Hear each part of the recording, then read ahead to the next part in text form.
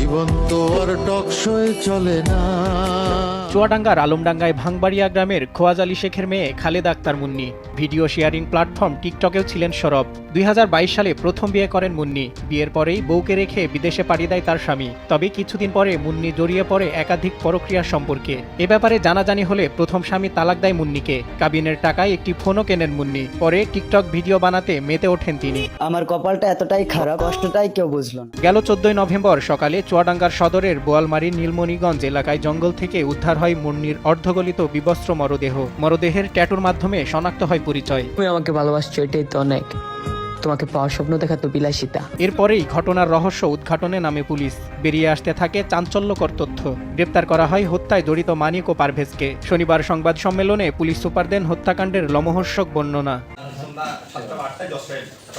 Police জানায় গেল ৯ November সন্ধ্যায় মানিক এবং তার সহযোগী পারভেজ ২০,০০০ টাকার বিনিময়ে অনৈতিক কাজের জন্য প্রস্তাব দেয় মুন্নিকে। এতে রাজি হলে তাকে ডেকে নেয় বোয়ালমারী শ্মশান এলাকায়। এ সময় তাকে পালাক্রমে শারীরিক সম্পর্ক করে পারভেজ মুন্সি ওরফে স্বপন ঘটনাস্থল থেকে চলে গেলে আসামি মানিক মুন্সি একাধিকবার শারীরিক সম্পর্ক করে।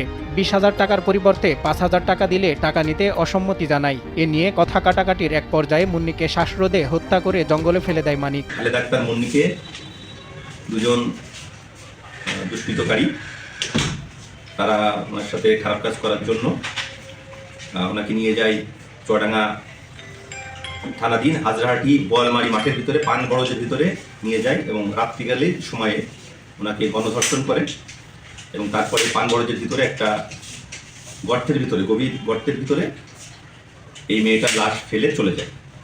ওটা খুবই নির্জন জায়গা, যে আমাদের পুলিশ সদস্যদের সহ আমি ভিজিট করেছি।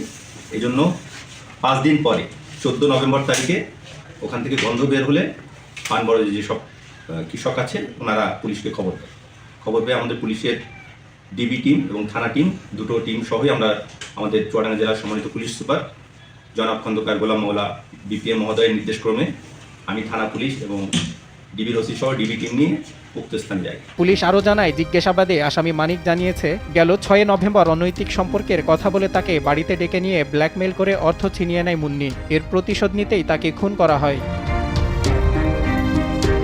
দ্রুত হত্যাকাণ্ডের রহস্য উদ্ঘাটন ও আসামিদের গ্রেপ্তার করায় জনমনে স্বস্তি ফিরলেও এখনও ঘটনা বাড়াচ্ছে উদ্বেগ। নিউজ ডেস্ক, দেশ টিভি।